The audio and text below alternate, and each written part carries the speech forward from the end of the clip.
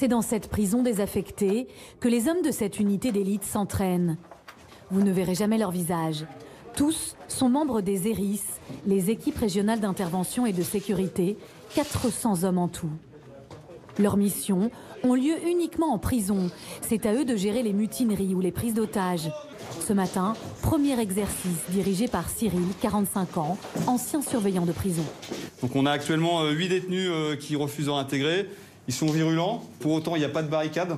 On basculera pour faire un entonnoir ici, pour récupérer les détenus en individuel, un par un. Ça marche? Le rôle des détenus est joué par des hommes de l'unité. Grenade! Attends. Enculé! Allez, on se met en place les gars. Allez, on se met en place. Réintégrez vos cellules. Ok, attention, pour un bon 5 mètres. Allez!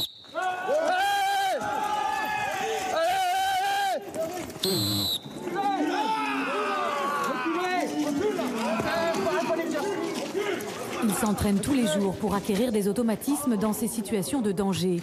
L'année dernière, ces hommes sont intervenus sur une dizaine de mutineries. Les mains sur la tête, recule. Allez, go. Recule. T'attends les ordres. On recommence. Pour le capitaine Chris, les techniques ne sont pas maîtrisées. Réintégrer vos cellules. Dernière sommation. D'accord? Et après, tu lances le mode action. On refait toute la manette? Non, tu refais jusqu'à ce que tu aies fait ton bond et que tu les aies figés ici. D'accord. C'est hyper délicat d'intervenir en milieu carcéral. C'est très délicat. Et puis là, pour l'instant, on est dans un contexte calme. Là, il faut s'imaginer qu'aux fenêtres, il y a des personnes détenues et qu'il y a un brouhaha, un vacarme infernal. Voilà. Et on est aussi soumis des temps aux projections qui viennent des fenêtres. C'est pour ça qu'on joue véritablement beaucoup sur l'impact dès l'entrée, le visuel, la dissuasion. Voilà.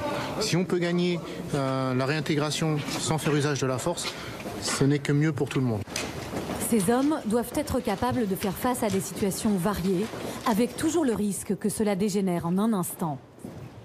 Intervention en cellule, descente en rappel,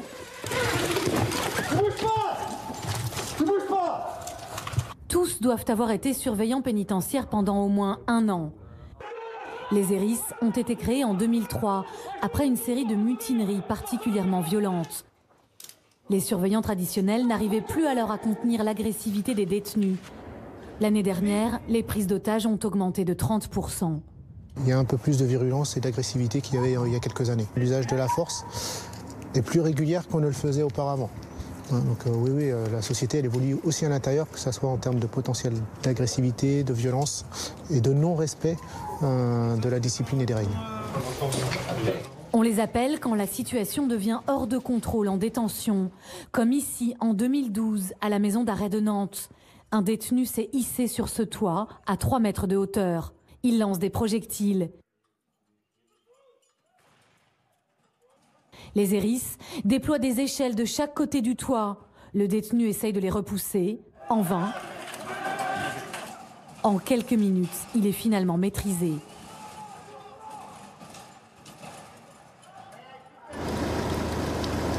Ce matin, au QG, il n'est plus question d'entraînement. Messieurs, bonjour. Ce matin, mission pour les ERIS de Rennes. Transfert d'un détenu donc sensible. Il a été donc incarcéré et condamné à une peine de 6 ans d'emprisonnement délictuel. Il faut être vigilant donc, durant le transport, éventuellement un risque de complicité extérieure en vue d'une évasion éventuellement. Le détenu est considéré comme dangereux. Il fait partie d'une organisation criminelle des pays de l'Est. Ils sont 10 pour assurer son escorte, avec un armement conséquent, notamment ce fusil automatique, le même que celui qui équipe les brigades anticriminalité. Ça, c'est une arme de guerre, puissance de feu très élevée, qui nous permet de tenir éventuellement sur une attaque qui aurait lieu lors du convoi. On connaît les armes qu'ils peuvent avoir aujourd'hui, tous ces malfaiteurs, donc il nous faut en face d'eux du répondant à leur hauteur. Le convoi se met en route, direction la maison d'arrêt de Nantes, où ils vont chercher le détenu. Cyril, le chef de la mission, se renseigne d'abord sur son état d'esprit. Bonjour. Ça va bien? J'ai géré Bordeaux là ce matin là. D'accord, ouais. Donc je l'ai sorti de sa cellule en maison d'arrêt. Et là il est au quartier arrivant là. Ok, il est calme? Ouais. C'est important de savoir jusqu'au dernier moment dans quel état d'esprit se trouve le détenu sur lequel on va intervenir. Hein, ça nous permet, nous, de nous ajuster en termes d'équipement ou tout simplement dans quel contexte on va travailler. Il est plutôt calme, hein, donc c'est un point positif pour l'intervention. Les hommes vont alors directement l'extraire de sa cellule. Un moment délicat qui peut mal tourner. Il faut trouver les mots et établir un bon contact. Bonjour, c'est les Iris. Ça va bien? Ok, on va vous prendre en charge, d'accord? On va sur Rennes, donc vous allez passer au greffe. Et donc je vais récupérer ça, ok. Voilà, je laisse gérer. Le détenu se montre calme, peu surpris par ce déploiement de force. Quand il l'installe dans la voiture, il se permet même de plaisanter avec les hommes cagoulés. J'étais au tribunal, je n'étais pas comme ça. Non, maman, vous êtes pas bien. Oh là là là là là, combien de voitures. C'est VIP, hein. C'est bien comme ça. Puis le convoi des 3 véhicules sort de l'enceinte sécurisée de la prison. Le transfert va durer 1h30 jusqu'à la maison d'arrêt de Rennes. C'est le moment le plus délicat. Sur la voie publique, des complices pourraient tenter de libérer le détenu. Il se trouve dans la voiture du milieu. On roule en quinconce, c'est-à-dire que le véhicule devant est légèrement décalé sur le côté droit, puisque en cas d'attaque de convoi, le véhicule risque d'être percuté soit de l'arrière. Donc là, on fait ce qu'on appelle une bulle en fait, avec les 2 véhicules, celui de devant et celui de derrière. Dans la dernière voiture, un homme lourdement armé scrute en permanence la route.